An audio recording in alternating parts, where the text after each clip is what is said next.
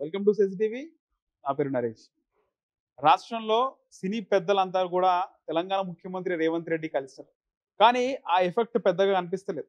అక్కడ నాగార్జున గారు, విక్టరీ వెంకటేష్ గారు ఉన్నప్పటికీ సినీ ఇండస్ట్రీ గాని మొత్తం సినీ ప్రముఖులందరూ కలిసినట్టుగా అయితే కనిపిస్తలేదు. ముఖ్యంగా రేవంత్ రెడ్డి ఆయన రిసీవ్ చేసుకున్న వైఖరి గాని, ఆయన తీరు కూడా ఇంప్రెసివ్‌గా మనకు లేదు.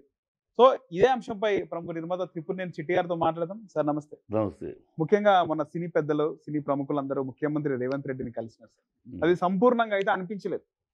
అది సంపూర్ణం లేదు. అసలు అది మీటింగ్ ఎందుకు జరిగిందో కూడా తెలీదు. మీకు లేదా సార్ ఇంటిమేషన్ లేదా? ఉంది. హ్మ్. పర్మిషన్‌లు దేనికి వెళ్తున్నారు? ఓకే. ఇండస్ట్రీ సమస్యలన్నీ ముఖ్యమంత్రితోటి ఏకరవు పెట్టి మాట్లాడడానికి వెళ్తున్నారా? వీళ్ళ సినిమా సంక్రాంతి సినిమా రిలీజ్ రేట్లు పెంచడానికి వెళ్తున్నారా? క్లారిటీ అల్లు లేదు. అర్జున్ ఇష్యూ పైన వెళ్తున్నారు. ఆళ్ళు ఏ విషయం మీద వెళ్తారు? ఏ ఎజెండా లేదు. మామూలుగా ఏంటి సీఎంని కలుస్తుంది ఇండస్ట్రీ అంటే మొత్తం అన్ని మా association, producer council, directors association, federation, film chamber ఒక ఫస్ట్ ఒక మీటింగ్ పెట్టుకోవాలి కదా మీటింగ్ సార్? పెట్టుకుని ఎజెండా తయారు చేసుకుని వెళ్ళి కలుస్తాం. ఓకే. గతంలో రాజశేఖర రెడ్డి గారు కలిసినప్పుడు అలాగే ఎవరు కలిసినా అలాగే ఉండేది. ఇక్కడ మీటింగ్ లేదు, ఏమి లేదు. పర్సనల్ ఫోన్ మీద దిల్ రాజు గారు ఎందుకంటే ఆయన సమస్య పాపం. ఈ సంక్రాంతి ఏంటి గేమ్ చేంజర్. ఆయన సమస్య గేమ్ చేంజర్ ఆయనదే. సంక్రాంతికి వస్తున్నామా? బాలయ్య సినిమాను డాకు డిస్ట్రిబ్యూటర్ మహారాజు. డాకు మహారాజు ఆయన డిస్ట్రిబ్యూటరు. అన్నీ 3 సినిమాలు ఆయనయే. హ్మ్. ఏదో ఒక రకంగా ఆయన సంబంధం ఉంది. కనుక ఆటిల కోసం ఆయన తాపత్రయం పాపం. ఆయన తాపత్రయం కోసం ఇండస్ట్రీ పేరు పెట్టుకున్నాడుగా యాక్చువల్‌గా దిల్ రాజు అని పార్టీ మీట్ అయ్యారంటే కరెక్ట్‌గా ఉండేది. హ్మ్. ఇంత పరువు పోయేది కాదు. ఓకే. ఇండస్ట్రీ మొత్తాన్ని బట్టి ఇండస్ట్రీ పరువు పోయింది ఇవాళ. హ్మ్. ఏంటంటే అతను వీళ్ళేమో పర్పస్ కోసం ఆ పర్పస్ గేట్ మూసేశాడు. మీకు లేదు, నేను ఇవ్వడానికి లేదు అన్నాడు. ఇంకా వెళ్ళిన దానికి పర్పస్ వెళ్ళింది ఎందుకెళ్ళారు? ఎజెండా ఏమి లేదు. ఆయన పర్పస్ మీకు ఇవ్వను అనేసాడు. ముందే చెప్పాడు. మీటింగ్ ముందే చెప్పేశాడు. అది ఇవ్వను అనేది. దాంతో ఏంది వెళ్ళటం, పుష్పం తెచ్చి వంగి నమస్కారాలు పెట్టుకుంటాం, టీ కాఫీలు తాగటం, తర్వాత ఏకరవు పెట్టుకుంటూ వచ్చేసాడు. మురళీమోహన్ గారు కలిసి విజువల్స్ నేను చూడడం జరిగింది సార్. మీరు కూడా చూస్తుండొచ్చు. మురళీమోహన్ గారు అనేది ఆయన నమస్కారం పెట్టే వరకు ముఖ్యమంత్రి గారు పెట్టలేదు. అదే చెప్తున్నాను. ఇప్పుడు ఇవన్నీ మరి ఇప్పుడు మీడియా అప్పుడేమో జగన్ గురించి విపరీతంగా జగన్ నడిపించాడు గేట్ దగ్గర నుంచి. ప్రోటోకాల్ అది. ప్రోటోకాల్ అక్కడ ఏ సీఎం ఎవరు వెళ్ళినా సీఎం దగ్గర గేట్ దగ్గర బండి ఆగిపోవాలి. నడిచి వెళ్దాన్ని ఇక్కడ నుంచి ఎక్కడ దాకా నడిపించారు అని బీభత్సం చేసింది ఈ కూటమి మీడియా. మరి వాళ్ళని వచ్చిన తర్వాత అరగంటకో గంటకో వచ్చాడు ఆయన. వచ్చిన తర్వాత వీళ్ళ విన్నపాన్ని ఏం పట్టించుకోలేదు. ఆయన బట్టి కొన్ని కండిషన్స్ చెప్పేశాడు. కొన్ని శాసనాల్లాగా కొన్ని ఆర్డర్లు వేసేసి వీళ్ళంతా తరలో ఉంచి నమస్కారాలు పెట్టి బయటకు వచ్చి ఆహా ఓహో గొప్పగా జరిగింది. ఏంటి గొప్పగా జరిగింది? హాలీవుడ్ సినిమాలు కూడా హైదరాబాద్ లో షూట్ అవుతాయి. ఇవన్నీ హాలీవుడ్ సినిమాలు ఇప్పుడు రామోజీ ఫిల్మ్ సిటీ కట్టిన నుంచి హాలీవుడ్ ఇక్కడ మొదలైంది. ఇక్కడ కొత్తగా రేవంత్ రెడ్డి వచ్చాడని వచ్చి ఏంటి హాలీవుడ్ నుంచి షూటింగ్లు ఇక్కడ చేస్తున్నా జరుగుతూ ఉన్నాయి. మన స్టూడియో ఏషియాలోనే the biggest studio Ramoji film city. కనుక అన్ని ఫెసిలిటీస్ ఉన్నాయి, అక్కడ చేస్తున్నారు. ఇప్పుడు రేవంత్ రెడ్డి వచ్చి చించాడని ఏమైనా రాట్లా ఆయన పిచ్చి మాటలు. ఆయన చేసినవి అన్ని 4 ఇచ్చాడు. దేనికి ఔచిత్యం లేదు, ఏదో అనాలోచితంగా. ఒకటి నెంబర్ 1 డబ్బులు పెంచను అన్నాడు. టికెట్ల రేటు పెంచను అన్నాడు. పెంచడానికి కారణం సినిమా చూసేవాళ్ళు పేదవాళ్ళు కనుక వాళ్ళ మీద భారం మోపడానికి నేను ఇష్టపడను, ప్రభుత్వం అంగీకరించదు అన్నాడు. ఓకే, సంతోషం.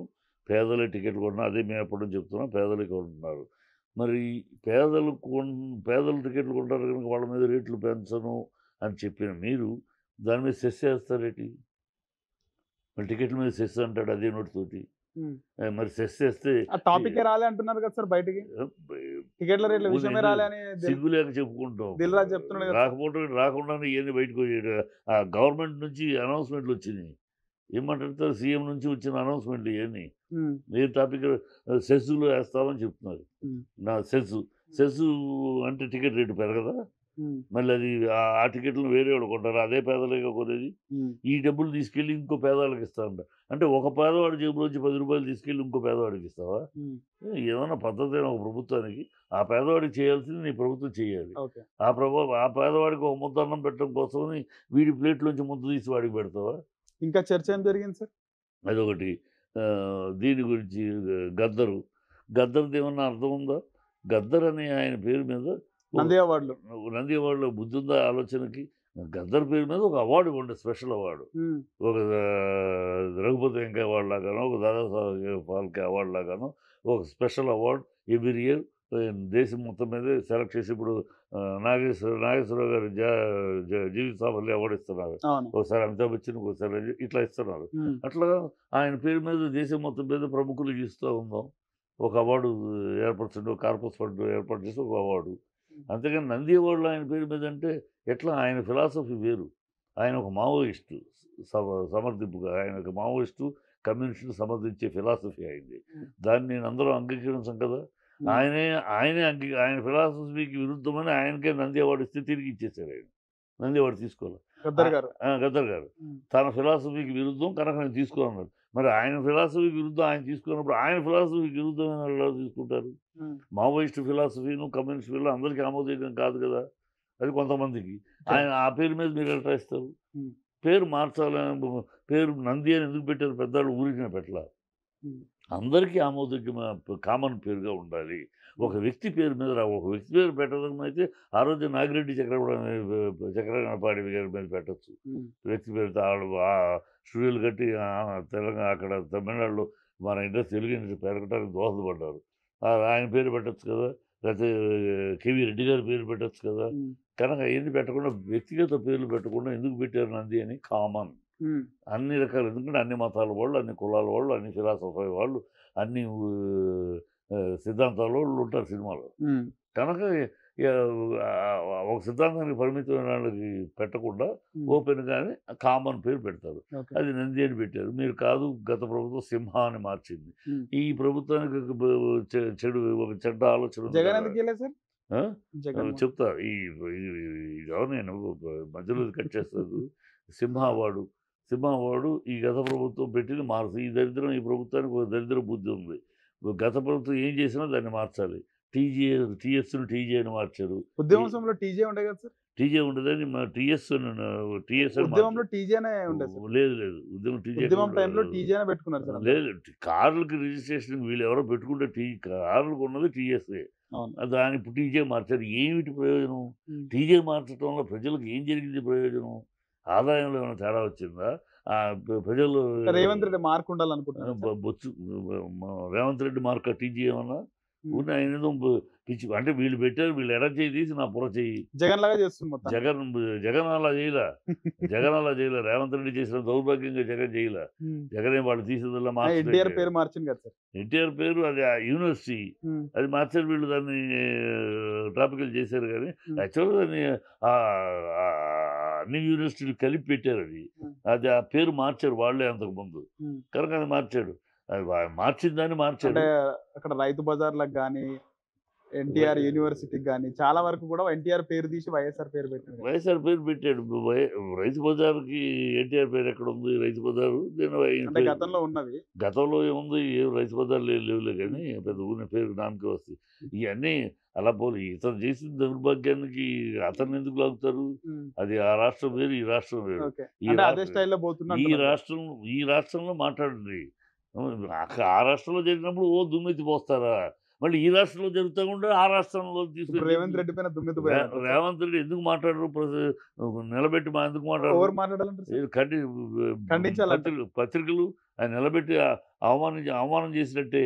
నేను వచ్చారు, కూర్చోబెట్టాడు, పంపించాడు. అన్ని కండిషన్స్. వీరికి స్లేవా? ఇండస్ట్రీ అంటే గులామా? ఇలా గులామా? ఈయనకంట కులగణానికి ఈయనకి మేము ప్రాపగాడ చేయాలట. ప్రభుత్వ పథకాలకి మేము ప్రాపగాడ చేయాలట. మాకేం అవసరం? నేను ప్రజలు ఎన్నుకుంది నిన్ను. అంటే ప్రజల కోసం, ప్రజలు ఎన్నుకుంది కోసం ఇస్తున్నారు. ప్రజలు ఎన్నుకుంది నిన్ను. నీకు అధికారం ఇచ్చారు. గతంలో కూడా పబ్లిసిటీ చేసినారు. నీ పర్సనల్ ఎజెండాని మేము చేయడానికి మేము ఇక్కడ లేము. కులగణన అనేది పర్సనల్ కాంగ్రెస్ ఎజెండా. దాన్ని దేశం మొత్తం అంగీకరించట్లేదు. అనేక రాష్ట్రాలు ఒప్పుకోవట్లేదు, అనేక పార్టీలు ఒప్పుకోవట్లేదు. మీ ఎజెండాని, రాజకీయ ఎజెండాని మమ్మల్ని ఎందుకు ప్రమోట్ చేయమంటారు? గతంలో చేసినారు కదా సార్. ఏం చేసాం? అంటే చంద్రబాబు నాయుడు పథకాల గురించి స్టార్స్ పాల్గొన్నారు కదా. స్టార్స్ ఏం పాల్గొన్నారు? దేంట్లో పాల్గొన్నారు? ప్రభుత్వ పథకాలు మేము తీసుకెళ్ళి ప్లాకార్డులు పట్టుకున్నాం. వీడియోలు ఏమి లేవు. మేము ప్రభుత్వ పథకాలు ఏం కాదు. ప్రభుత్వ పథకాలు పట్టుకుని ప్రభుత్వానికి సపోర్ట్ ఇలాంటి ముస్లిమ్స్కి 4% పెంచాలి, ముస్లిం 4% పెంచాలి, దానికి ప్రమోట్ చేయమంటారా మీరు?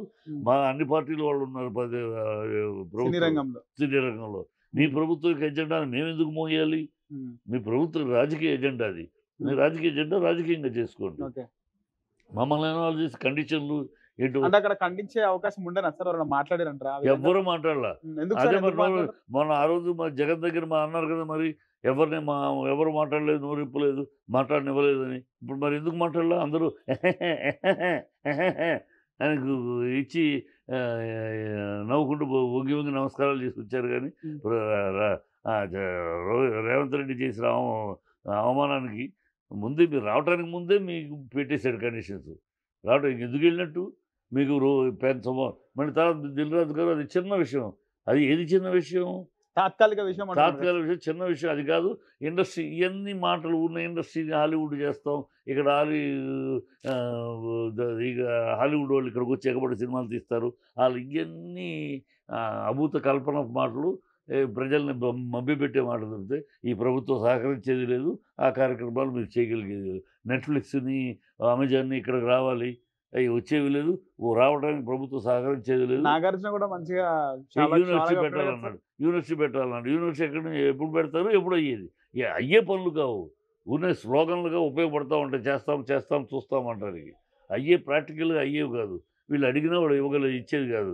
ఎందుకంటే కాంగ్రెస్ ప్రభుత్వం గతంలో అడిగితే ఏమన్నాడు, ల్యాండ్ ఏదో అడిగితే కూడా ఏమన్నారు, మీ దగ్గర లేని ల్యాండా, మురళీమోహన్ దగ్గర లేని ల్యాండా, ఎవరి దగ్గర లేని ల్యాండా, మమ్మల్ని అడుగుతారంటే అన్నాడు రాజశేఖర రెడ్డి గారు. కనుక కాంగ్రెస్ కొంచెం వ్యతిరేకత ఉంటుందా సార్ సినిమా ఇండస్ట్రీకి? కాంగ్రెస్ వ్యతిరేకత కాదు, కాంగ్రెస్ వ్యతిరేకత చెప్పలేము. కాంగ్రెస్ వైఎస్ఆర్ కాంగ్రెస్ రేవంత్ రెడ్డికి ఏదో ఒక ఈగో ఉంది. తను ఎవడు గుర్తించట్లేదు. తను ఎన్నికైనాక తనకి ఎవరు అభినందన సభ పెట్టలేదు, తనకి ఎవరు శాలువాలు పెట్టలేదు, ఇవ్వలేదు, పుష్పగుచ్చాలు ఇవ్వలేదు, శాలువాలు ఎందుకు అభినందించాలి? ఏం చించాడని అభినందించాలి? ఏ ముఖ్యమంత్రి చేయాలని రూలే లేదు. ఇప్పుడు రాజశేఖర రెడ్డి చేసేవంటే ఒక నాయకుడు చరిత్ర ఉంది, రామారావు చేసేటప్పుడు చరిత్ర ఉంది, 14 ఏళ్ళు పోరాటం చేసిన కేసీఆర్కి ఒక చరిత్ర ఉంది. ఈయనకేముంది? సోనియాని తిట్టాడు, సోనియా కాళ్ళు పట్టుకున్నాడు, అయ్యాడు. ఈయనకి ఏం చరిత్ర ఉందని ఈయన అభినందించాలి? మీటింగ్ పెడితే ఏమని పొగడాలి ఈయన్ని? సోనియా కాళ్ళు ఇంత బాగా పట్టుకున్నట్టు ఎవరు వచ్చి పట్టుకోలేదు. రాహుల్ గాంధీ కాళ్ళు ఈయన పిసికినట్టుగా ఎవరో పిసకలేరు. అందుకే పోలేదా సార్ అని సోనియాని తిట్టినట్టు ఎవరో తిట్టలేరు. తిట్టి అదే నోటితోటి పొగడటం, తిట్టిన నోటితోటి పొగడటం రాజకీయాల్లో ఉండదు. అదే కదా రాజకీయాల్లో అలా ఉండదు, ఎంత హీనంగా ఉండదు. సోనియా కాళ్ళు కడికి ఆ నీళ్ళు నెత్తిరి పోసుకోవాలని దౌర్భాగ్యంగా ఏ ముఖ్యమంత్రి మాట్లాడు. అర్థమైందా? ఇవన్నీ ఏమని పొగడాలి? ఆ స్థానం నుంచి ఏమని అభినందించాలి? అభినందించడానికి ఏముంది సార్? ముఖ్యంగా ఇన్కన్వెన్షన్ ఇష్యూ తర్వాత నాగార్జున గారు వెళ్తారని ఎవరు ఎక్స్పెక్ట్ చేయలేదు. ఆయన కూడా వెళ్ళి శాల్వాతో సత్కరించడం జరిగింది కదా. వాళ్ళు ఎవరు వెళ్ళారు? ఈసారి వెళ్ళి నాగార్జున వచ్చాడా? చిరంజీవి గారు రాలేదు. ప్రొడ్యూసర్స్ ప్రోగ్రామ్ నాకు సంబంధం లేదని రాలేదు. బాలకృష్ణ రాలేదు. వీళ్ళు ఎవరిని పిలిచారు? బాలయ్య ఎందుకు పోలేదు సార్? బాలయ్య ఏ ప్రోగ్రాము? ఆ నలుగురు సినిమా ప్రొడ్యూసర్లు వెళ్ళారు. ఈయన బాలయ్య ఎందుకు వెళ్తాడు?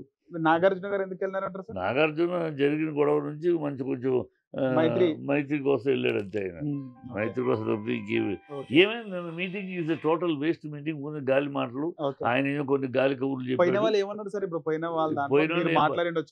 సహృదయం బాగా జరిగింది మీటింగ్, అన్ని విన్నాడు ఆయన. 1.5 hours 2 hours అంతా విన్నాడు. ఏ చీఫ్ మినిస్టర్లు ఇంతవరకు 10 ఏళ్ళుగా ఉన్నాయి. సినిమా సమస్య పరిష్కారానికి 10 ఏళ్ళుగా ఉన్నాయి. ప్రతి చీఫ్ మినిస్టర్ వింటానే ఉన్నాడు. చీటర్ చేయరు వీళ్ళు. ఎందుకంటే వాళ్ళ పాయింట్ ఆఫ్ వ్యూలో అంతా కలిపి 3,000 కోట్లు సినిమా వల్ల ఆదాయం. ఈ 3,000 కోట్ల గురించి వీళ్ళకేంటి పెద్దగా అనేది ఉంటుంది వాళ్ళకి. రిసీవింగ్ ఎట్లుండనండి సార్ సీఎం? మామూలు ఆయన చాలా సుపీరియర్ సూపర్మ్యాన్ లాగా ఆయన అంత 6 అడుగులు ఎత్తున్నట్టు ఫీల్ అయిపోయి, సూపర్మ్యాన్ లాగా ఫీల్ అయిపోయి వీళ్ళందరినీ అన్నట్టు తీసుకున్నాడు. ఏవి తనే సూపరు, వీళ్ళందరూ తన దగ్గర గుర్తుపడనట సార్. గుర్తుపడడం కాదు, తను చాలా అది కూడా అన్నట్టు వీళ్ళందరూ వచ్చి ఒంగోకి నమస్కారం చేస్తే అలా చూస్తున్నాడు. మురళీమోహన్ నమస్కారం పెట్టలేదు.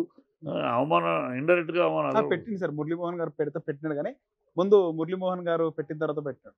అదే ఎవరిని ఆయన రిసీవ్ చేసి అందరూ ఆయన కాళ్ళ దగ్గరికి తెచ్చుకున్నాను. ఆయన ఈగో సాటిస్ఫై అయిందమ్మా. నిన్న మీటింగ్ అంతా ఒకటి రేవంత్ రెడ్డి ఈగో సాటిస్ఫై అయింది. మిగతా మిగతా మిగతా అంతా జీరోని. ఓకే, రైట్ సార్, ధన్యవాదాలు.